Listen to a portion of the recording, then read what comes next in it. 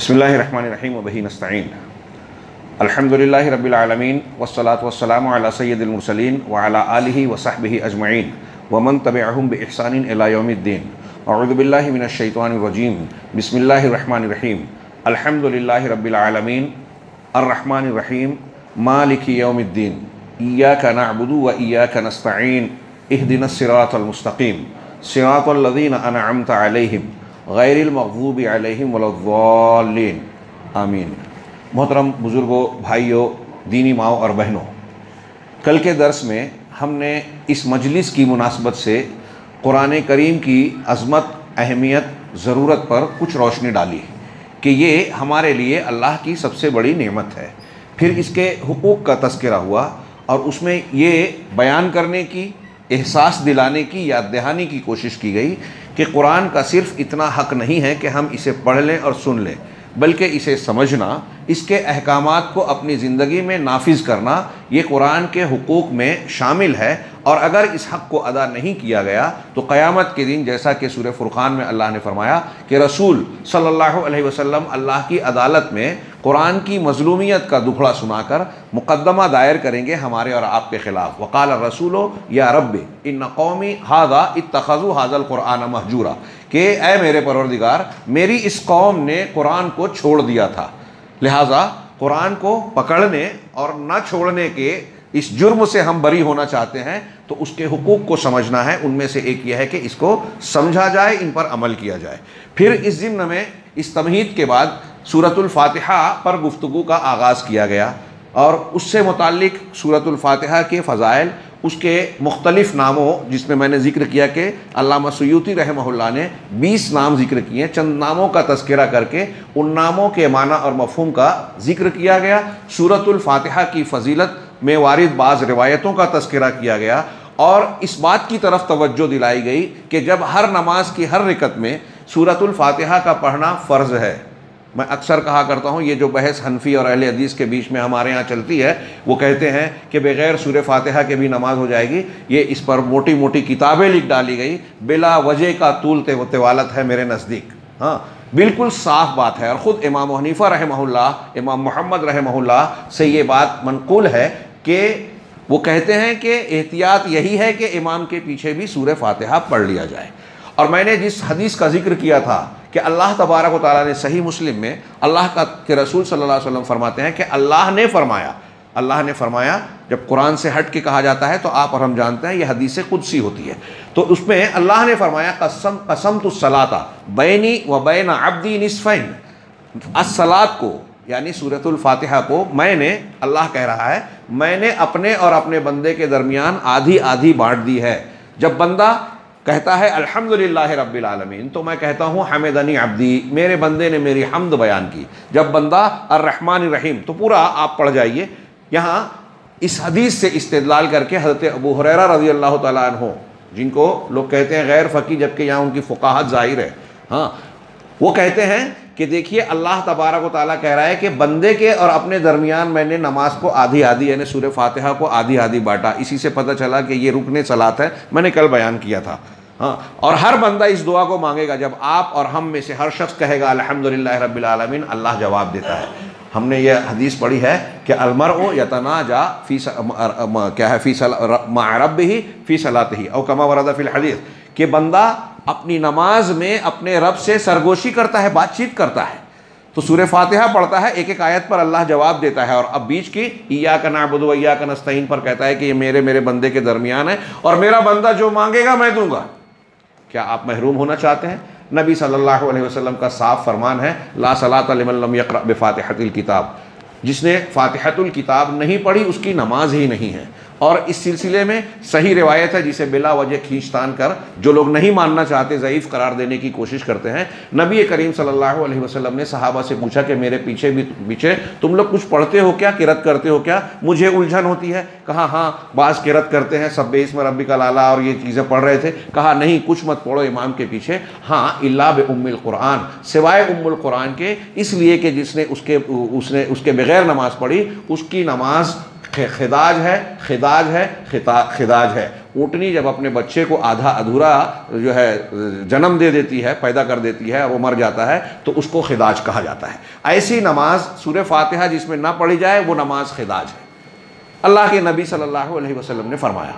तो खैर यहाँ इसमें तवज्जो देने वाली बात यह है कि जब अल्लाह के रसूल और अल्लाह तबारक व तआला ने हर नमाज की हर रिकत में हर मुसलमान मर्द और औरत को हुक्म दिया है कि ये सूरह पढ़ें, तो इससे इसकी अहमियत का अंदाज़ा लगाया जा सकता है। इसका एक नाम अल-काफ़िया या अल-काफ़ी भी है, जिसका की तौजीह करते हुए अहले इल्म ने बयान किया कि नमाज में सूरह फातिहा काफ़ी होती है, सूरह फातिहा को छोड़कर आप दूसरी कोई चीज़ पढ़ें तो वो काफ़ी नहीं होती। ये एक बात। आगे हम बढ़ते हैं। कुछ बातें जो कल की थी उसको मैंने पूरा करने की कोशिश की, आधी अधूरी, अभी और बहुत कुछ बाकी है। हाँ, कुछ बातों का हम जिक्र करेंगे। सूरह फातिहा का आगाज़ अल्लाह की हम्द से होता है, अल्हम्दुलिल्लाहि रब्बिल आलमीन। एक बंदा अल्लाह की इस कायनात का मुशाहिदा करे, देखे, तो पहली बात जो दिल में आएगी वो उस ज़ात की तारीफ़। हम कोई बहुत अजीब व गरीब चीज़ देखते हैं तो फ़ौरन उसकी तारीफ़ करते हैं, सुभान अल्लाह, बनाने वाले ने क्या चीज़ बनाई है। ऐसे ही कायनात पर, अपने आप पर, दुनिया की किसी भी चीज़ पर आप गौर व फिक्र करें तो बनाने वाले की तारीफ़ आपके दिमाग में निकलेगी। तो ये फितरी और अकली एतबार से कुरान का बिल्कुल ऐसा आगाज़ है जो बिल्कुल इंसान की अकल भी अपील करती है कि हमें जब रब्बुल आलमीन का तज़किरा, उसकी इबादत करनी है तो सबसे पहले उसकी तारीफ़ करनी चाहिए। तो आगाज़ होता है अल्हम्दुलिल्लाहि रब्बिल आलमीन से और इख्तिताम होता है दुआ से। हाँ, इहदिनस सिरातल मुस्तकीम सिरातल लज़ीना अनअमता अलैहिम गैरिल मग़ज़ूबि अलैहिम वलद्दालिन।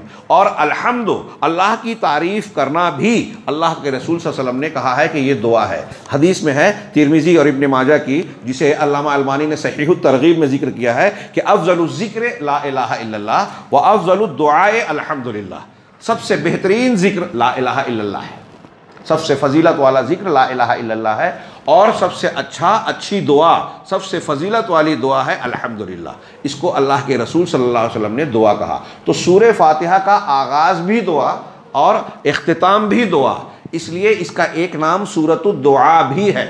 और सूरतुद दुआ, इसके नाम की एक तौजीह ये भी उलमा ने की है कि इसलिए इसका नाम सूरतुद दुआ है कि इसमें दुआ मांगने का सलीका और तरीक़ा बंदे को सिखाया गया है।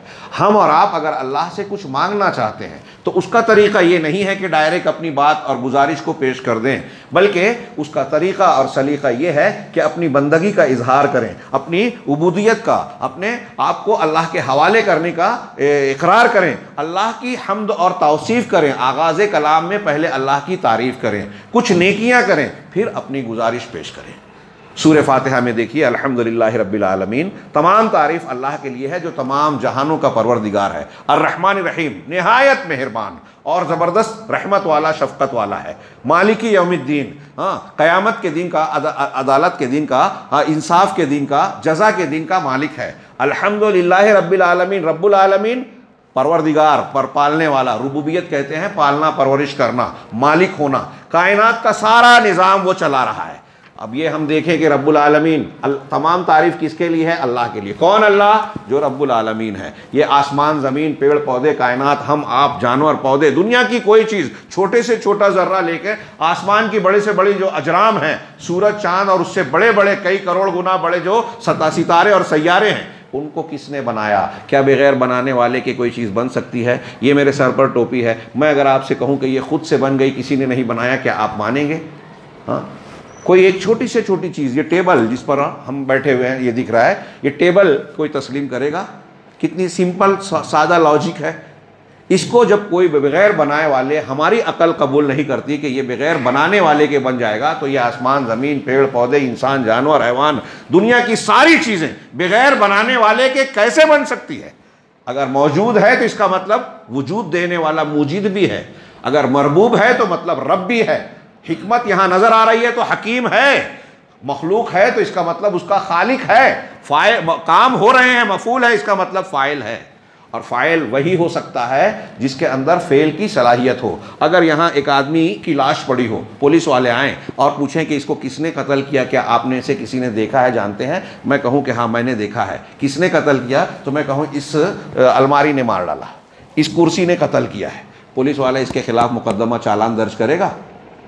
कि कुर्सी ने एक आदमी का कत्ल कर दिया, इसके खिलाफ मुकदमा चलाया जाए, सज़ा सुनाई जाए, पुलिस वाला मानेगा? कोई भी मानेगा? क्यों नहीं मानेगा? इसलिए कि कुर्सी में ये सलाहियत नहीं है कि वो कत्ल करे।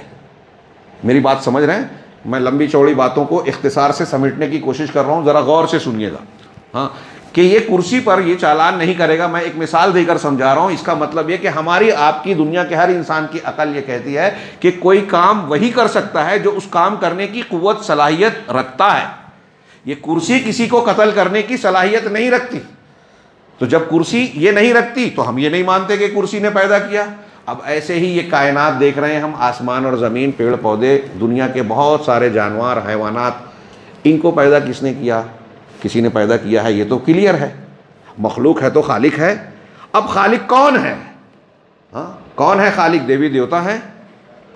हाँ, पंडित रामचंद्र जी हैं, गुरु नानक है, हज़रत ईसा अलैहिस्सलाम है? नहीं, हज़रत ईसा अलैहिस्सलाम पैदा हुए उससे करोड़ों लाखों साल पहले से आसमान ज़मीन मौजूद है। ये मेरे मुंह से निकल गया, लाखों करोड़ों, हज़ारों साल कह लीजिए, हज़ारों साल, लाखों साल पहले से आसमान मौजूद है। मतलब जब थे ही नहीं तो पैदा करने वाले हो सकते हैं क्या? मोहम्मद रसूलुल्लाह सल्लल्लाहु अलैहि वसल्लम हो सकते हैं क्या? कोई मखलूक हो सकती है जिनको दुनिया में लोग अल्लाह के सिवा पूज रहे हैं? गुरु नानक हो, हाँ, राम हो, कृष्ण हो, फला और फला हो, तखय्युलाती देवी देवता हो या हकीकी मखलूक़ात हो, क्या ये खालिक और मालिक हो सकते हैं? निज़ाम चलाने वाले हो सकते हैं? इनके अंदर ये ताकत है कि एक मक्खी को पैदा कर दें। कुरान कहता है कि जिनको अल्लाह के सिवा तुम पूजते हो, ये सब मिलकर एक मक्खी पैदा नहीं कर सकते। एक मक्खी पैदा नहीं कर सकते। कितनी बड़ी दलील है। और अगर मक्खी उनके पास से कुछ उठा ले जाए तो उसे बचा नहीं सकते। अब क्लियर बात है कि जब ये जो जितने लोगों को लोग पूज रहे हैं, इनके अंदर एक मक्खी पैदा करने की सलाहियत नहीं है। ये खुद मखलूक है। जो मखलूक है वो खालिक नहीं हो सकता। जिनकी कहीं से स्टार्टिंग हुई है, शुरुआत हुई है, वो अपने से पहले हो ही नहीं सकते। आप अपने बाप के बेटे हैं, हम और आप अपने बाप के बेटे हैं। क्या हम ये कहेंगे कि मेरे अब्बा मेरे से पैदा हुए? तो कोई मानेगा? जब आपके वालिद और वालिदैन थे उस वक्त आप नहीं थे, तो आप अपने वालिदैन के पैदा होने का जरिया सबब हो ही नहीं सकते। तो पहले वाला बाद वाले की पैदाइश नहीं हो सकता। सिंपल बात है। पैदा करने वाला कौन होगा? जो पूरी कायनात से पहले हमेशा से मौजूद है। वल अव्वल वल आखिर वल ज़ाहिर वल बातिन। अल्लाह अल अव्वल है। अव्वल का मतलब ये कि वो सबसे पहले है, उससे पहले कोई नहीं और उसकी कोई इब्तिदा नहीं। अल अव्वल, हाँ, कि हमेशा से है, उसकी कोई इब्तिदा नहीं, ज़मानों की कैद नहीं है। हमारा दिमाग नहीं समझ पाएगा। कहीं ना कहीं से हर चीज़ की स्टार्टिंग होती है, शुरुआत होती है। अल्लाह की कोई शुरुआत नहीं है, उसे हम समझ नहीं सकते। वो अल अव्वल है। तो कहने का हासिल कलाम ये, अल्हम्दुलिल्लाह रब्बिल आलमीन, तमाम जहानों का वजूद है। इनका पालने वाला, पालनहार कौन है? ये जिनको पूजा जाता है, इनमें से कोई हो ही नहीं सकता। जो एक मक्खी पैदा नहीं कर सकता, वो आसमान ज़मीन क्या पैदा करेंगे? वो दीगर इंसानों को क्या पैदा करेंगे? मालूम हुआ कि ये खालिक नहीं है। रब्बुल आलमीन वो है जो इन सब से पहले है, सारी कुदरतों और कुव्वतों का मालिक है। अल्लाह की रुबूबियत की ये दलीलें पूरी कायनात में बिखरी हुई है। मैं एक लंबी चौड़ी बहस, किताब मोटी लिख दें फिर भी अधूरी है। दुनिया की हर चीज़ अल्लाह के रुबूबियत की चीख चीख कर गवाही दे रही है। हर चीज़, छोटी से छोटी एक चूंटी ले लीजिए, एक छोटा सा कीड़ा ले लीजिए। हाँ, हम लोग पढ़ते हैं साइंस में, जोग्राफिया के बाब में, आप लोगों में जाहिर सी बात है यहाँ पढ़े लिखे लोग हैं। स्कूलों में आपने पढ़ा कि साइंसी वजह बताइए, जोग्राफियाई वजह बताइए। फला सर्द इलाके में, बर्फीले इलाके में जो जानवर पाए जाते हैं उनके बदन पर लंबे लंबे बाल होते हैं, जोग्राफियाई वजह बताइए। जवाब दिया जाता है कि उसकी वजह यह है कि वो सर्द इलाका है, दर्जा हरारत ऐसा ऐसा होता है। अगर जिस्म पर लंबे लंबे बाल ना हो तो वो सर्दी से ठिठर कर मर जाएंगे, इसलिए उनकी वहाँ ज़िंदगी आसान हो, उनके लिए उनके बदन पर जो है लंबे लंबे बाल है, मोटी खाल है। अब सवाल यह है कि आपने जोग्राफियाई वजह यह बयान कर दी। सवाल यह है कि क्या उस जानवर को यह पता था कि मैं बर्फीले इलाके में पैदा हो रहा हूं तो मेरा बदन ऐसा होना चाहिए, मेरे बदन पर लंबे बाल होना चाहिए? क्या मछली को पता था कि मुझे पानी में रहना है तो मेरी साख्त ऐसी होनी चाहिए ताकि तैरने में मुझे आसानी हो? क्या बिल्ली को ये पहले से इत्तला थी? किसने बताया कि अगर बच्चा पैदा होता है तो बिल्ला उसे सूंघ सूंघ कर ढूंढता है और बच्चों को कत्ल कर देता है? बिल्ली को किसने ये एहसास दिया कि वो थोड़ी थोड़ी देर पर जो है अपने बच्चे की जगह बदलती है? ये सारे हिदायत, तख्लीक, पैदाइश, साइंसी वजह और जोग्राफियाई वजह हम जानते हैं, लेकिन साइंसी वजह और जोग्राफियाई वजह से आगे बढ़कर ईमान और अकीदे की वजह ढूंढिए कि ठंडे इलाके में जो जानवर पाए जाते हैं उनके अपने मौसम के एतबार से साख्त और बनावट है। पानी में जो जानवर पाए जाते हैं आबी हैवानात, उनको उनके एतबार से कुदरत ने बनाया है। और गर्म इलाके में जो जीते हैं, ऊंट जो है रेगिस्तान का जहाज कहलाता है, वो रेगिस्तान में लंबी दूरी तक चल सकता है और उसके जिस्म में पानी की ऐसी कुव्वत होती है कि वो कई कई दिनों तक बगैर पानी पिए भी जी सकता है। ये रेगिस्तानी इलाके जिस इलाके में वो पाया जाता है, उस इलाके के तकाजे के मुताबिक उसको बनाया गया। किसने बनाया? सिर्फ साइंसी और ज्योग्राफियाई वजह कर हम उससे आगे बढ़े, ईमानी वजह, कुदरती वजह, तो हमें ये ईमान मिलता है कि जिस ज़ात ने बनाया है वो हकीम है। उसने इस इलाके की ज़रूरियात के एतबार से उसको सारी सलाहियतें दी हैं। जिस जानवर को जैसा बनाया, जीने का सलीका दिया, ज़िंदगी की राहें हमवार की, उसको शिकार करने का तरीका दिया और दूसरे को शिकार से बचने के का सलीका दिया। एक बच्चा पैदा होता है, हाँ रोने लगता है, भूख लगती है, माँ उसको सीने से लगाती है, वो चूसने लगता है अपनी ग़िज़ा को। ये चूसने का सलीका तरीका उसको किसने बताया? ये अल्लाह की रुबूबियत है जो हमें हर जगह नज़र आती है। तो अंबिया कराम ने जब अपनी कौमों को दावत दी कि उस रब को पूजो, तो पूछते थे कि किसको पूजें? तो अल्लाह अंबिया ने क़ालत लहुम रसूलुहुम सूरह इब्राहिम में कहा कि उनके रसूलों ने सवाल किया, अफ़िल्लाहि शक्कुन फ़ातिरिस समावाति वल अर्ज़, क्या अल्लाह के बारे में शक है जो आसमानों और ज़मीनों का पैदा करने वाला है? तुम देख रहे हो कि आसमान है, ज़मीन है, तुम जानते हो कि इसको किसी ने बनाया। ये जिनको तुम पूज रहे हो उनमें से कोई शख्स जो है आसमान ज़मीन को पैदा कर ही नहीं सकता। आसमान और ज़मीन तो इनसे पहले से मौजूद हैं। तो अब आसमान और जमीन है तो इसका बनाने वाला भी है, तुम्हारी अकल कहती है। तो जिसने इनको बनाया वही फातिरुस समावाति वल अर्ज़ है, वही रब्बुल आलमीन है। फिरौन ने जब मूसा अलैहिस्सलाम से पूछा वमा रब्बुल आलमीन, तो हज़रत मूसा ने क्या ज़बरदस्त जवाबात दिए कि तुम्हारे आसमानों और ज़मीनों का रब और इनके दरमियान की चीज़ों का रब अगर तुम यकीन रखते हो। ऐ फिरौन, तू पूछ रहा है रब्बुल आलमीन कौन है? बता, ये आसमान तूने बनाया? किसने बनाया? आसमान है तो इसका बनाने वाला भी है, जमीन को है तो इसको बनाने वाला भी है। ये दुनिया, आसमान और जमीन, दुनिया का कोई भी इंसान, वो खेत खलियान जंगल में रहता हो, पहाड़ पे रहता हो, किसी भी इलाके में रहता हो, सब के सब आसमान जमीन को देख रहे हैं। ये आसमान और जमीन की हुज्जत हर एक पर कायम है कि इसको वो ज़ात बना रही, उस ज़ात ने बनाया है जो कायनात का खालिक है, मालिक है, वही रब्बुल आलमीन है। अब जब इन चीज़ों को देखेंगे तो उसका पता चलेगा, तो ज़बान से निकलेगा तमाम तारीफ़ उस ज़ात के लिए है जो इस कायनात का पालनहार है, परवरदिगार है। अब सिर्फ वो परवरदिगार ही नहीं है, सबको चला रहा है, जिला रहा है, ऐसा ही नहीं है, बल्कि उसकी रहमत और उसकी शफ़क़त घेरे हुए है कायनात की हर चीज़ को, हमको, आपको, दुनिया की हर चीज़ को। हर मकाम पर अल्लाह की रहमत को आप गालिब पाएंगे। वो सिर्फ हमको खाना नहीं दे रहा है, बल्कि खाने से बढ़कर लज्जत का सामान दे रहा है। उसने सिर्फ हमारे जीने के सामान नहीं दिए, बल्कि तफरीह के सामान भी दिए। ये उसकी रहमत है कि वो हमें ढील देता है। वो उसकी रहमत है कि गुनाह करने के बाद हमको फ़ौरन नहीं पकड़ता, छूट देता है। उसकी रहमत के बेपाया असरात और अनासिर हैं जो हमारे गिर्द में बिखरे हुए हैं। वो अर्रहमान अर्रहीम है। दो दो नाम लाया गया और दोनों में एक दूसरे से ज़्यादा रिक्कत और गहराई पाई जाती है। एक लाजिम है, एक मुतअद्दी है। अलग अलग लोगों ने, उलमा ने इसके अंदर फ़र्क किया कि अर्रहमान वो जिसकी रहमत तमाम जहानों को घेरे हुए है, रहीम वो जो ख़ास बंदों को जिसकी रहमत घेरे हुए है। किसने कहा कि रहमान मलआन के वज़न पर है, इसमें शिद्दत पाई जाती है। जैसे अतशान, बहुत ज़्यादा प्यासा, हाँ, गज़बान, बहुत ज़्यादा गुस्से में। तो रहमान वो ज़ात जो सरापा रहमत है, रहमत ही रहमत है, रहमत से भरा हुआ है, जिसकी रहमत का हम अंदाज़ा नहीं कर सकते। और रहीम जिसकी रहमत दूसरों को, बंदों को फ़ायदा पहुँचाती है। वकान बिल मुमिनीन रहीमा। तो अल्लाह तबारक व तआला रुबूबियत के ज़रिए पाल रहा है, रहमत के ज़रिए से लोगों को इनामात और शफ़क़त और रहमत से नवाज रहा है। और ये देख कर कोई ये ना समझे कि ये अंधा कारोबार चल रहा है, दुनिया में हमको उसने पैदा किया, जिलाया, खाने पीने ज़िंदगी के सामान दिए, तो हम ऐसे ही खा पी के गुजर जाएंगे और कुछ नहीं होगा। हाँ, जीना यहाँ, मरना यहाँ, बस यहीं जिएंगे, यहीं मर जाएंगे, कोई हिसाब नहीं।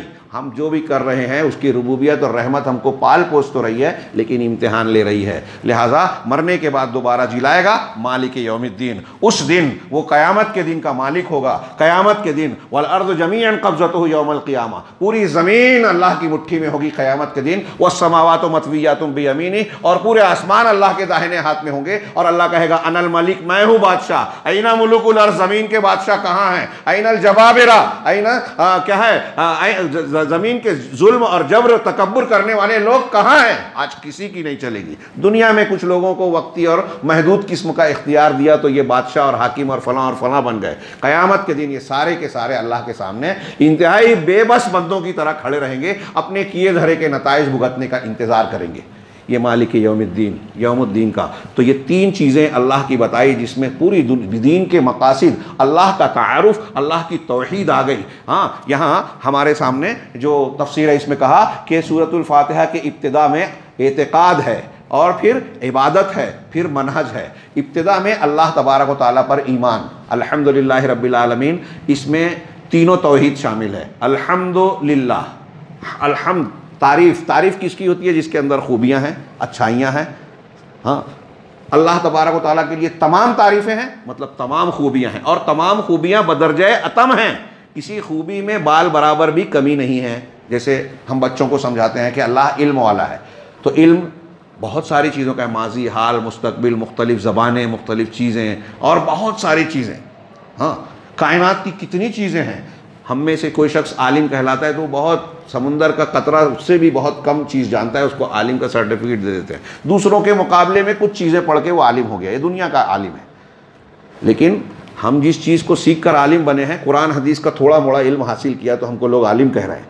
लेकिन कुरान हदीस की जो बातें हम नहीं जानते वो हमारी जानी हुई से बहुत ज़्यादा है। ये कतरा है, वो समुंदर है, फिर भी आलिम।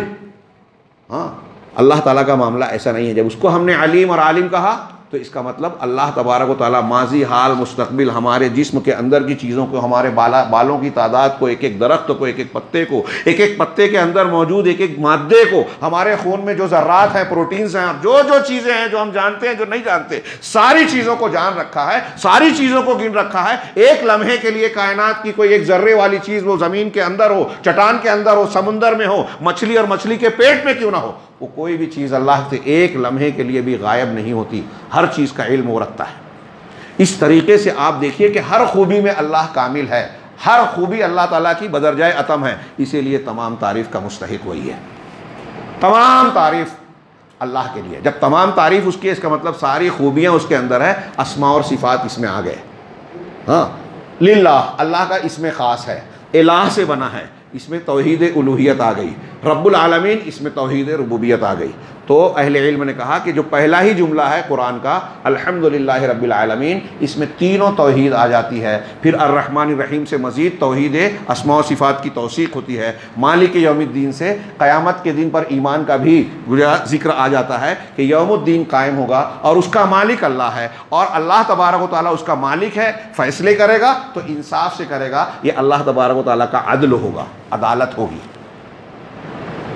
बात तवील हो जा रही है, मैं समेट रहा हूँ। मेरे सामने जो बातें हैं, हकीकत तो ये है कि सूरह फातिहा के ये मज़ामीन पर आप जितनी बहस करते जाएं, उतरते जाएं, गहराई में उतरते जाएंगे, हर गोता लगाने वाले के लिए अल्लाह के इस समंदर में नया मोती मिलेगा।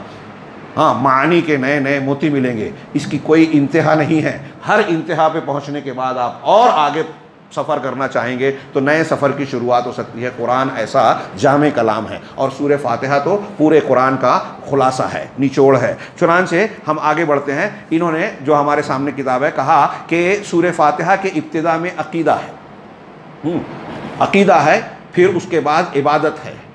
अल्हम्दुलिल्लाहि रब्बिल आलमीन अर्रहमानिर रहीम मालिकी यौमिद्दीन, इसमें अल्लाह की ज़ात व सिफ़ात सिमट गई। अल्लाह के ताल्लुक़ से जो हमारा अक़ीदा होना चाहिए वो सारे मानी और मतालिब इन तीन आयतों में आ जाते हैं। अल्लामा इब्न क़य्यिम ने इसकी वजाहत करते हुए ये बताया कि अल्लाह तबारक व तआला के अस्मा और सिफ़ात की जो मुख्तलिफ़ किस्में हैं, ये तीन आयतों में सारी के सारी सिमट जाती हैं। अगर बंदा इसको सही ढंग से समझ ले और मान लेवे तो अल्लाह का तारुफ़ उसे हासिल हो जाएगा, उसकी अज़मतों किब्रियाई जान जाएगा, और अल्लाह को जो पहचान जाएगा वो किसी और के सामने अपना माथा नहीं टेकेगा, किसी और को रुकू सजदा नहीं करेगा, किसी और के नाम की नज़र नियाज नहीं करेगा, किसी और से फरियाद नहीं करेगा, किसी और से दुआ नहीं मांगेगा।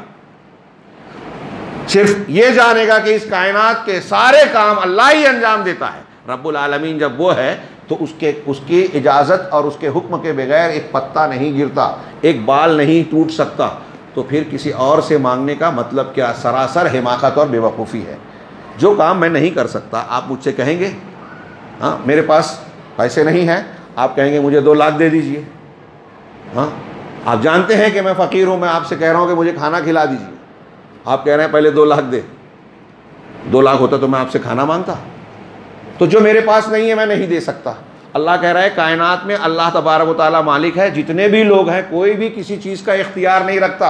वल्लज़ीना तदऊनहुम मिन दूनिही मा यमलिकून मिन क़ित्मीर, अल्लाह ने कुरान में कहा कि जिनको अल्लाह के सिवा तुम पूछते हो ना, वो खजूर की गुठली पर जो हल्का सा गिलाफ होता है ना, झिल्लीदार वो लिफाफा, उसके भी मालिक नहीं है। सोचिए कितनी बड़ी बात कही, उसके भी मालिक नहीं है, उसका भी इख्तियार नहीं रखते। सारे के सारे, वो पैगंबर हो, फरिश्ते हो, देवी देवता हो, जिन हो, कोई भी हो, उसके भी मालिक नहीं है। सबका मालिक अल्लाह है। तो जब इसको बंदा समझ ले, उसके रगो जान में आ जाए, तो किसी और के सामने हाथ फैलाएगा क्या, किसी और से उम्मीद और तवक्कुल के रिश्ते जोड़ेगा क्या, सवाल ही पैदा नहीं होता। अल्लाह ताला की मारिफत हासिल करें। ये सूरतुल फातिहा जो हर नमाज में हम पढ़ते हैं वो हमें सिखाती है, लेकिन हम इसके मानी और मतालिब पर गौर नहीं करते। तो पहले में एतिकाद है, चुनांचे अकीदे का मामला शुरू होता है अल्हम्दुलिल्लाह रब्बिल आलमीन। इसमें हमारे सामने जो मुफस्सिर है वो कहते हैं कि तौहीद उलूहियत और फिर तौहीद रुबूबियत की तरफ इशारा है। मैंने कहा कि तीनों तौहीद इसमें जिक्र मज़कूर है। अर्रहमान रहीम, इसमें अल्लाह के अस्मा व सिफ़ात की तौहीद का जिक्र है। साथ ही साथ इस बात का भी जिक्र है कि जो हमारा परवरदिगार है ना, हम उसकी मारिफत हासिल करें तो उसका मामला हमसे रहमत और शफ़क़त का है, गालिब है, वो जबर नहीं करता। मौलाना अबुल कलाम आज़ाद ने बहुत तफसील से एक बहस लिखी है, बड़ी प्यारी बहस, कि दुनिया में आप दूसरे मज़ाहिब में देखें तो आम तौर से उनके यहाँ ये बताया जाता है कि उनका जो माबूद है वो बहुत गज़बनाक है, जोश में आ जाए, गुस्से में आ जाए तो कुछ भी उलट पलट देवे, कैसे भी अजाब दे देगा। हाँ, इस गलत तसव्वुर को इस्लाम ने दुरुस्त किया और रब्बुल आलमीन के बारे में बताया कि यहाँ अल्लाह तबारक व तआला ने एक हदीस में कहा, हदीस कुदसी में, व रहमती सबक़त अला गज़बी, मेरी रहमत मेरे गज़ब पर गालिब है। अल्लाह की रहमत वो अर्रहमान रहीम है, उसका मामला रहमत का। देखिए कितनी हैरत, अल्लाह की रहमत और मग़फ़िरत कितनी कुशादा है। 100 कत्ल करने वाले को माफ़ कर दिया। फ़िरौन के बारे में, फ़िरौन जो कहता था अना रब्बुकुमुल आला, मैं तुम्हारा सबसे आला रब हूँ। हज़रत मूसा को जब भेजा तो कहा कि जाओ उसके पास, अगर उसके सामने हिदायत की बात पेश करो, हो सकता है कि वो हिदायत अल्लाह जानता था कि नहीं करेगा, लेकिन फिर भी हुज्जत पूरी की है कि अगर वो हिदायत कबूल कर ले तो माफ़ किया जाएगा। जिन्होंने कुफ्र किया, शिर्क किया, अल्लाह रसूल की दुश्मनी इख्तियार की, उनके लिए भी तौबा के दरवाजे खुले रखे। एक कितनी अजीम शान उसकी रहमत के कैसे कैसे पहलू हैं, हम अगर गुफ्तगू करते जाएं तो उसका तज़किरा ख़त्म नहीं हो सकता। तो अल्लाह तबारक व तआला अर्रहमान रहीम है, ये दूसरा। तीसरा मालिक यौमिद्दीन, ये यौम आखिरत पर ईमान की तरफ इशारा है। फिर उसके बाद अल्लाह के इस तारुफ़ के बाद इय्याका नअबुदु व इय्याका नस्तईन आया। हाँ, ऐ अल्लाह हम तेरी ही इबादत करते हैं। इय्याका नअबुदु तक़दीम व ताख़ीर है, अरबी वाले जानते हैं, उस तफसील का मौका नहीं है। इसमें हस्र का माना आया, किसी और की नहीं, सिर्फ तेरी ही। इसमें ला इलाहा इल्लल्लाह का माना आया। व इय्याका नस्तईन, और सिर्फ तुझसे ही मदद मांगते हैं, किसी और से नहीं। इस्तिआनत तुझसे करते हैं, इबादत मकसद है, इस्तिआनत ज़रिया है, इसलिए पहले इबादत का जिक्र किया। और इबादत जब अल्लाह की आप कर रहे हैं तो अल्लाह की इबादत करने के बाद आपके अंदर ये हक़ पैदा होता है कि आप अल्लाह से मांगें, इसीलिए ये तरतीब दी। तो व इय्याका नस्तईन में ला हौला वला कुव्वता इल्ला बिल्लाह का माना आया कि तेरे सिवा कोई ताकत और क़ुव्वत नहीं है, कोई तब्दीली करने वाला नहीं है, सुधार करने वाला नहीं है, तो तुझसे ही मदद मांगते हैं। मैंने कल जिक्र किया था, उलमा कहते हैं, अल्लामा इब्न तैमिया और उसके अलावा और भी उलमा, कि सूरह फातिहा कुरान का खुलासा है और इय्याका नअबुदु व इय्याका नस्तईन ये सूरह फातिहा का खुलासा है। अगर एक आदमी इसको माना समझ ले, अपने जहन और दिमाग में उतार लेवे, तो जिस मकसद के तहत अल्लाह ने हमको और आपको पैदा किया है वो उस पर पूरा उतरेगा। सिर्फ तुझसे तेरी इबादत, किसी और की इबादत नहीं, सिर्फ तुझसे इस्तिआनत। अब हमारे यहाँ मुफस्सिरीन ने, शब्बीर अहमद उस्मानी साहब का कुरान सऊदी अरब से छपा, उसके हाशिए में उसके 2 बड़े मकामात पर अहले हदीस उलमा ने और दीगर उलमा ने एतराज़ किया, जिसकी वजह से उसे रोका गया। उसमें इस आयत की तफसीर में उन्होंने जो वजाहत की थी कि अगर किसी को मुस्तकिल, हाँ, ताकत समझकर, मेरे अल्फाज हैं, अल्फाज में फ़र्क हो सकता है, हाँ, उससे अगर इस्तिआनत करता है तो नाजायज़ है, लेकिन अगर मुस्तकिल ना समझकर इस्तिआनत करता है तो जायज़ है। क्यों ये बात उन्होंने लिखी? देवबंद के अक़ीदे में, बरेलवियों के यहाँ तो कब्र परस्ती, बुज़ुर्गों से वसीला और शख्सियात का वसीला उनके यहाँ बिल्कुल खुला खुला मामला है। हाँ, देवबंद के यहाँ अहले देवबंद के यहाँ मामला यह है कि दीगर लोगों का वसीला नहीं लगा सकते, लेकिन अल्लाह के रसूल सल्लल्लाहु अलैहि वसल्लम की शख्सियत का वसीला लगा के दुआ मांग सकते हैं। जबकि हज़रत इमाम अबू हनीफ़ा, इमाम अबू यूसुफ़, इमाम मोहम्मद रहमहुमुल्लाह इसे नाजायज़ और हराम कहते हैं कि किसी शख्सियत का वसीला लगा के दुआ नहीं मांगा जा सकता, चाहे वो अम्बिया की शख्सियत हो। एकदम बिल्कुल साफ बात अकीदे के मामले में।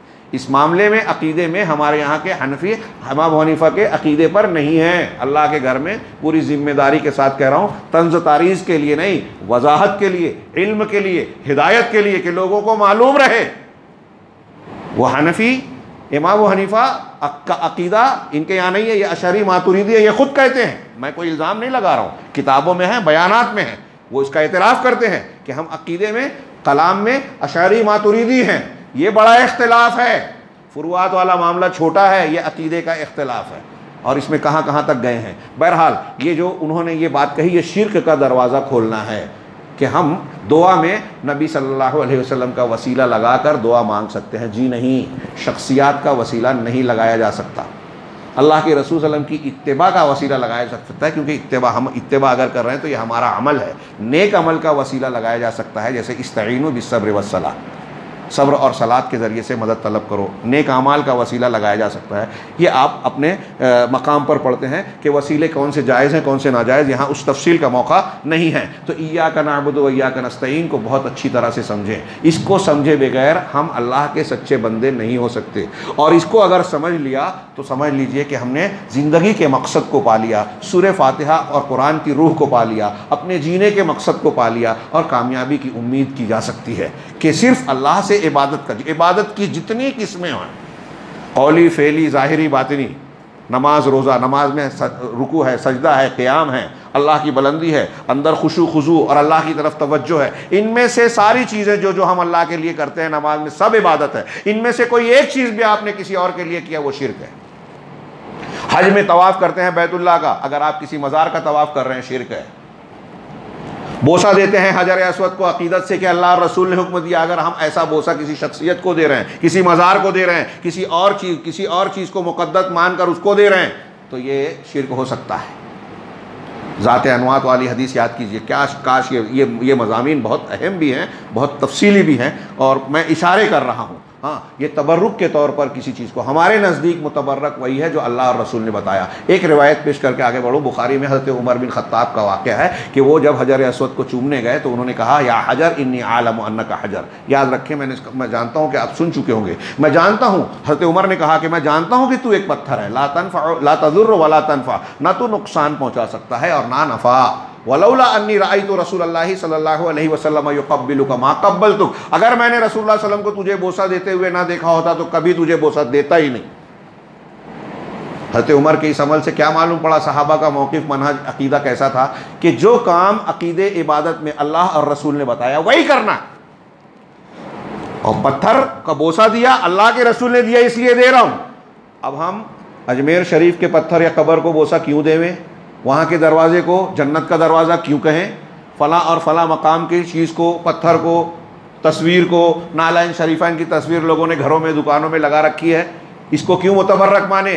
को समझाया है कि ये मुतबर्रक नहीं है। ज़ात अनवात वाली हदीस के सहाबा ने, नए नए मुसलमानों ने कहा था कि ये मुशरिकीन का जैसा ज़ात अनवात है, मुतबर्रक दरख्त, इस पर हथियार लटकाते हैं, तबर्रुक के तौर पर इस्तेमाल करते हैं। ऐ अल्लाह के रसूल, हमारे लिए भी ऐसा ज़ात अनवात बना दे। अल्लाह के रसूल गुस्सा हो गए, कहा, अल्लाह अकबर, इन्न वल्लज़ी नफ्सी बियदी, अल्लाह उस ज़ात की कसम जिसके हाथ में मेरी जान है, तुमने वो बात कही है जो मूसा से बनी इसराइल ने कही थी कि हमारे लिए भी माबूद बना दो जिस तरीके से इनके माबूद है। उस जुमले से पहले आपने कहा कि यही सुन्नतें हैं, नक्शे कदम हैं, तुम अपने से पहलों के नक्शे कदम पर चलोगे। और उसके बाद ये जुमला कहा कि कुरान में जो अल्लाह ने कहा कि मूसा की कौम ने मूसा से कहा था कि ऐ मूसा, हमारे लिए भी माबूद बना दीजिए जैसे इन मुशरिकीन के माबूद हैं, तुमने वैसी ही बात कही है। सोचिए थोड़ी देर के लिए कि ज़ाते अनवात बना दीजिए, ये ऐसे है जैसे माबूद बना दीजिए, अल्लाह के रसूल कह रहे हैं।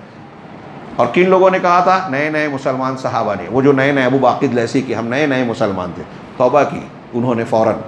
हाँ, पुराने सहाबा ने ये बात नहीं कही थी, उनको अल्लाह के रसूल सल्लल्लाहु अलैहि वसल्लम ने ये चीज़ समझाई कि ये कहना माबूद बनाने जैसा है, तो जो चीज़ मुतबर्रक मुक़द्दस नहीं है उनको हम नहीं बना सकते। अगर कोई ऐसा कर रहा है तो वो इय्याका नअबुदु व इय्याका नस्तईन को नहीं समझा है, झूठ बोलता है जब वो ये कह रहा है। जो लोग कब्र को पूज रहे हैं, शख्सियात से मांग रहे हैं, शेख अब्दुल कादिर जिलानी को, नबी करीम सल्लल्लाहु अलैहि वसल्लम को, बुजुर्गान दीन को, शख्सियात को पुकारते हैं मुश्किलात में, किसी गैरुल्लाह को मुश्किल कुशा, हाजत रवा, गरीब नवाज, बंदा नवाज, गौस और इस तरह के अलकाब से नवाजते हैं, तो वो इय्याका नअबुदु व इय्याका नस्तईन को नहीं मानते।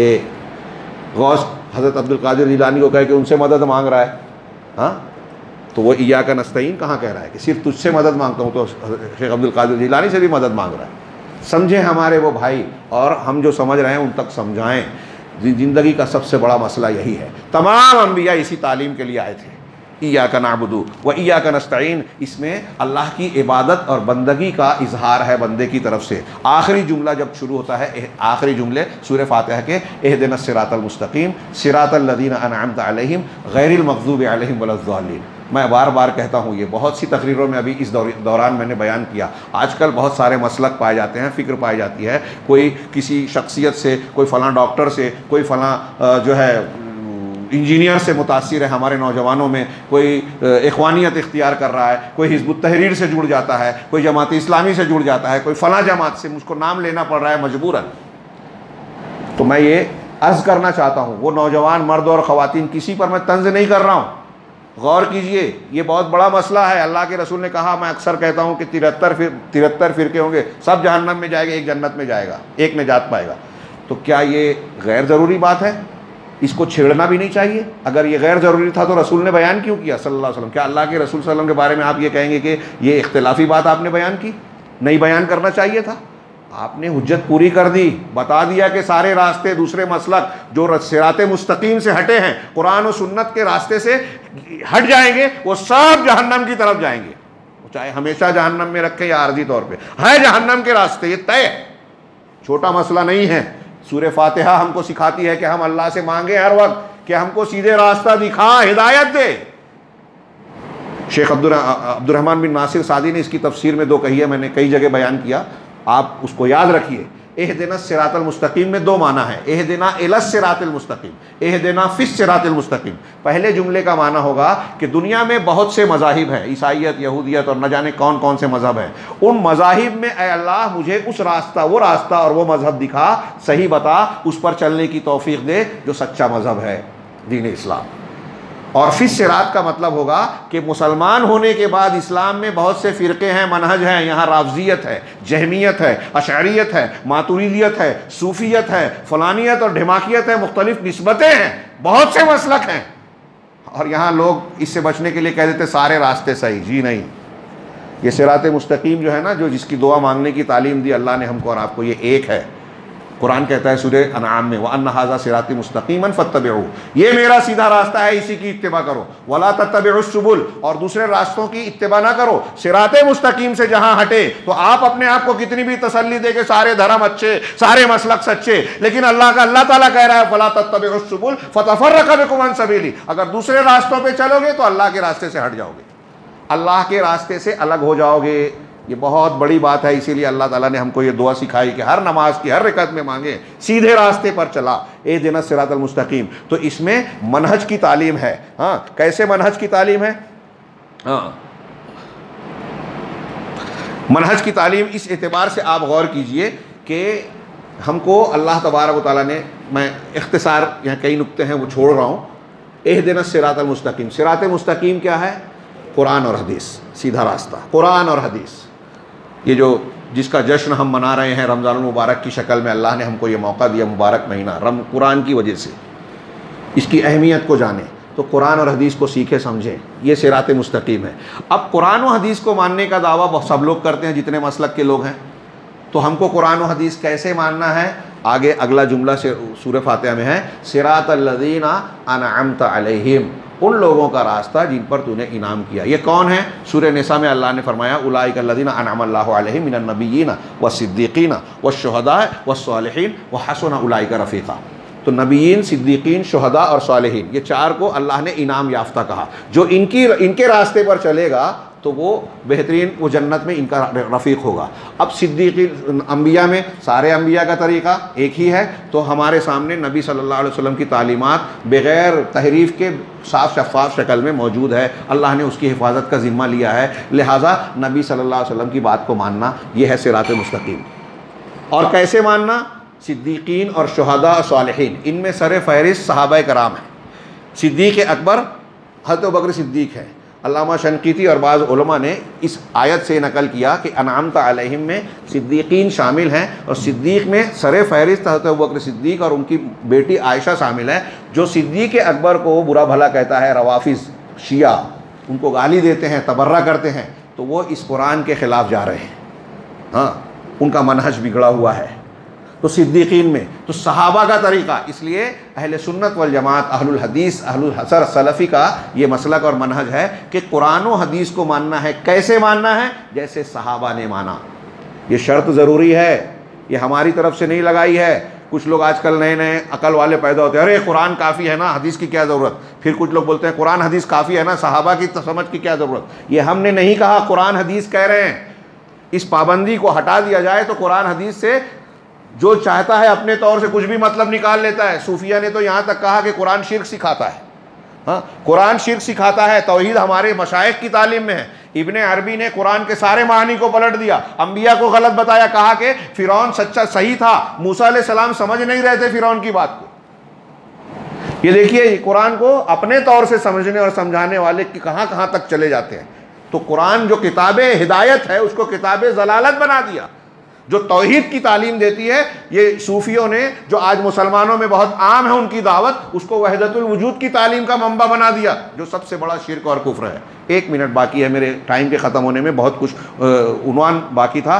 तो बहरहाल आप गौर कीजिए, इहदिनस सिरातल मुस्तकीम, सिरात मुस्तकीम कुरान हदीस, सिरातल लज़ीना अनअमता अलैहिम, अंबिया नबी और सहाबा का तरीक़ा। अल्लाह के रसूल ने कहा था ना, निजात पाने वाला गुरोह वो होगा जो मेरे और मेरे सहाबा के तरीक़े पे चलता है। तो वही अनअमता अलैहिम का तरीक़ा है, ये मनहज और तरीक़ा है।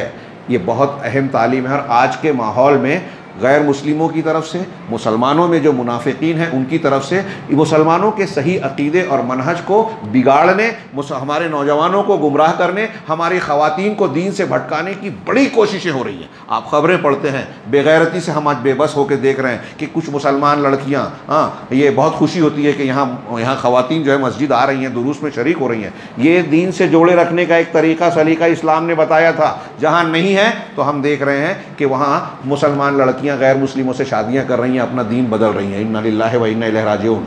इंतहाई बेगैरती की बात है, इंतहाई अफसोस की बात है। और ये इस बात की अलामत है कि हमारे घरों में इस्लामी तरबियत का किस कदर फुकदान हो गया है। हमारे नौजवान ग्लैमर के चक्कर में जो है कुफ्र और शिर्क की वादियों में जा रहे हैं, कुरान हदीस का मजाक उड़ाते हैं, दाढ़ी का मजाक, सुन्नतों का मजाक, बुरके का मजाक। एक मुस्लिम जज ने आपके यहाँ फैसला दिया हिजाब के खिलाफ में, उसको इस्तेमाल किया गया क्योंकि वो दीन नहीं जानती, मनहज नहीं जानती, इसके बारे में उसको संजीदा नहीं है, उसकी इस्लामी तरबियत नहीं हुई। कितनी बड़ी डिग्री हासिल को, जाहिल है, दीन और आखिरत को नहीं जानती। अगर अल्लाह का डर होता तो ऐसा फैसला नहीं सुनाती। कोई कुछ भी कहे, मैं ये पूरे वसूख से अल्लाह के घर में पूरे एतमाद के साथ कह रहा हूँ, और कोई गलत बात नहीं है। एक आदमी अगर इन चीज़ों को जानेगा तो उसके अंदर दीनी गैरत होगी। आप इन हालात को देख कर कि एक मुसलमान ऐसा फ़ैसला सुना रहा है, एक मुसलमान गैर से शादी कर रही है, एक मुसलमान जो है वो इस्लाम की तालीमात पर एतराज़ करता है, कोई 4 शादी पर सवाल उठाता है, कोई दाढ़ी पर सवाल उठाता है, कोई किसी और चीज़ पर उठाता है। ये किस लिए? इसलिए कि मनहज गलत है। तो इहदिनस सिरातल मुस्तकीम की कितनी सख्त ज़रूरत है। हमारे कुछ नौजवान खिलाफत की, जिहाद की और ऐसी अभी हमारे कुछ भाई आए हैं, इनसे बात कर रहा था मैं, तो मैंने बताया कि आजकल बहुत सारे नौजवान ऐसी बहसें करते हैं जिससे उनका ताल्लुक़ ही नहीं है। कुछ खिताबात में मैंने बयान किया, मैंने कल मिसाल दी थी कि अगर मैं मालदार नहीं हूँ तो अल्लाह मुझसे नहीं पूछेगा कि आपने ज़कात क्यों नहीं दी, मुझ पर फ़र्ज़ ही नहीं भी थी। तो अब आप और हम अगर ताकत नहीं रखते तो अल्लाह हमसे पूछेगा कि तुमने खिलाफत कायम क्यों नहीं की, इस्लामी हुकूमत कायम नहीं की, क्यों नहीं की, जिहाद क्यों नहीं किया। ये हमारे नौजवानों को उस चक्कर में लगाया है और दूसरी कौमें उनको इस्तेमाल कर रही है। जज्बाती जोशीलापन बना के कुछ फ़रंट, कुछ तंजीमें बनाई गई हैं, इनको गैर मुस्लिम इस्तेमाल कर रहे हैं। हाँ, वो अभी मेरी ये बात सुन के शायद मुझसे नाराज़ हो, लेकिन गौर करें, वो हमारे भाई हैं, गौर करें, उनको इस्तेमाल किया जा रहा है। इस्लाम की दोस्ती के नाम पर इस्लाम को नुकसान पहुंचाने वाला काम उनसे करवाया जाता है। अच्छे और सच्चे लोगों का मुखालिफ बना दिया गया और इन लोगों से कभी इस्लाम और अहले इस्लाम को फ़ायदा नहीं होता। आप गौर कीजिए। तो ये जो जज्बाती जोशीले नौजवान हैं ना, इनको बहुत ज़रूरत है इस तालीम की, सही मनहज उनको सिखाया जाए, दिखाया जाए। तो इहदिनस सिरातल मुस्तकीम में सही मनहज को इख्तियार करने की दुआ है। हाँ, वो शेख ने यहाँ फरमाया कि इंसान को हमेशा हिदायत की जितनी किस्में हैं सबकी ज़रूरत है। अब हिदायत की 3 माना है, हर एक को दलील से पेश किया, मैं सिर्फ माना जिक्र कर रहा हूँ कि इरशाद, रहनुमाई, इन्नका ला तहदी इला सिरात मुस्तकीम, अल्लाह के रसूल से कहा कि आप सीधे रास्ते की रहनुमाई करते हैं। दूसरे, हिदायत का माना होता है तौफीक। अल्लाह ताला ने कुरान में कहा इन्नका ला तहदी मन अहबब्ता, ऐ रसूल आप जिसे पसंद करें उसे हिदायत नहीं दे सकते। रास्ता तो आप बता रहे थे लेकिन हिदायत नहीं दे सकते का मतलब तौफीक नहीं दे सकते। अपने चचा अबू तालिब को आखिर वक्त तक कहा कलमा पढ़ लो, नहीं पढ़ा।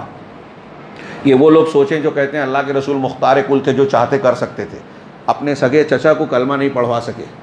हाँ, बद्दुआ दे दी उहुद के मौके पर, जब कुनूत नाजिला में नाम लेकर बद्दुआ दी, अल्लाह ताला ने कुरान उतार दिया सूरह आल इमरान में पढ़िए कि लैसा लका मिनल अम्रि शै, आपका मामले में कोई इख्तियार नहीं है ए रसूल, ये अल्लाह का हक है, चाहे तो उनको माफ़ करे चाहे वो अजाब देवे, उन्होंने जुल्म किया है। कितनी बड़ी तौहीद की दलील है। रसूल से कहा जा रहा है कि आपका कोई इख्तियार नहीं है, अल्लाह के कामों में आपका इख्तियार नहीं। और जब रसूलुल्लाह सल्लल्लाहु अलैहि वसल्लम जो सैयदुल मुरसलीन रहमतुल लिल आलमीन शफीउल मुज़निमीन यौमुल क़ियामा है, उनको इख्तियार नहीं है तो उनसे कम दर्जे के लोगों को कहाँ से हो सकता है।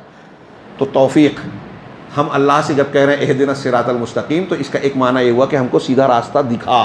दूसरा माना हुआ कि उस पर चलने की तौफीक दे। कुछ लोग देखते हैं, समझ जाते हैं, लेकिन अमल नहीं कर पाते। हाँ सही है, तुम्हारा मसलक सही है, लेकिन हम अगर इख्तियार करें तो बड़ी मुसीबत होगी। तुम्हारा धर्म सच्चा है, लेकिन हम अगर उसमें आ जाएं तो बड़ी परेशानी होगी। तीसरा माना हिदायत का है, हिदायतुत तस्बीत। हाँ, वल्लज़ीना तदौ ज़ादहुम हुदा, जो लोग हिदायत पर होते हैं अल्लाह ताला उनकी हिदायत में इजाफा करता है। क्या मतलब है कि उनको उस पर जमा देता है। हम अहले हदीस हैं, घर में पैदा हुए, या फ़लाँ मुसलमान घर में पैदा हुआ, अब कुछ इस्लाम और सच्ची तालीमात हैं लेकिन बाद में डगमगा गए, तो ये इस्तिकामत के ख़िलाफ़ हुआ। इसलिए हमको हर वक्त ज़रूरत है। देखिए हमारे जो नौजवान गुमराही का शिकार हो रहे हैं, जो मज़हब बदल रहे हैं, जो मुख्तलिफ़ किस्म के बिदात और खुराफात और जदीद किस्म के अफकार का से गिरविदा हो जाते हैं, वो साबित कदमी से गोया हट गए। सच्चा रास्ता था, उनको अल्लाह ने दिया था, कदर नहीं की, भटक गए।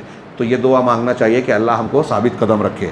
या मुक़ल्लिबल क़ुलूब सब्बित क़ल्बी अला दीनिक, रसूलुल्लाह सल्लल्लाहु अलैहि वसल्लम दुआ मांगते थे कि ऐ दिलों को फेरने वाले मेरे कदम को इस्लाम पर जमा दे। मैं बात को समेट रहा हूँ। और ये यहाँ इन्होंने ये भी बता किया कि अल्लाह तबारक व तआला ने जो इसी जामियत की बुनियाद पर, ये कितनी अहम और ज़रूरी है ये दुआ, इसलिए हर मुसलमान के लिए लाजिम किया है कि वो हर नमाज की हर रकत में इसे पढ़े। फिर एक नुक्ता ये बयान किया कि अल्लाह ताला ने इस सूरत का आगाज़ हम्द से किया। अल्लाह ताला हम्द को बहुत पसंद करता है। हम्द की तारीफ़ में कुछ रिवायतों की तरफ इशारा एक हदीस में है कि अल्लाह ताला खूब हम्मादून को पसंद करता है। अफ़ज़लु इबादिल्लाह, बंदों में सबसे अफजल बंदे हम्मादीन हैं, जो अल्लाह की खूब हम्द बयान करते हैं। इसी तरह अल्लाह के रसूल की एक हदीस में है कि सबसे अफजल दुआ अल्हम्दुलिल्लाह है। इसी तरह अल्लाह के रसूल सल्लल्लाहु अलैहि वसल्लम की एक हदीस में सही मुस्लिम में है कि सुबहान अल्लाह व बिहम्दिही, ये अल्लाह के नज़दीक सबसे पसंदीदा कलाम है। अल्लाह की सुबहान अल्लाह, सुबहान माने पाक है हर ऐब से, और हम बेहम्द ही तमाम खूबियाँ उसके अंदर मौजूद है। हाँ, हज़रत नूह अलैहिस्सलाम ने मरने के वक्त अपने बेटे को नसीहत की कि ला इलाहा इल्लल्लाह को पढ़ा करो, उसको लाजिम पकड़ो। आसमान और ज़मीन सारों को अगर एक पल्ले में रखा जाए और ला इलाहा इल्लल्लाह को दूसरे पल्ले में, तो ला इल्लल्लाह का पल्ला भारी होगा। और फिर उन्होंने कहा कि और सुबहान अल्लाह व बिहम्दिही कहा करो, पढ़ा करो, इसलिए कि इसी के ज़रिए से अल्लाह तमाम मखलूक़ात को रोज़ी अता करता है। हाँ, ये मकबूल रिवायत है।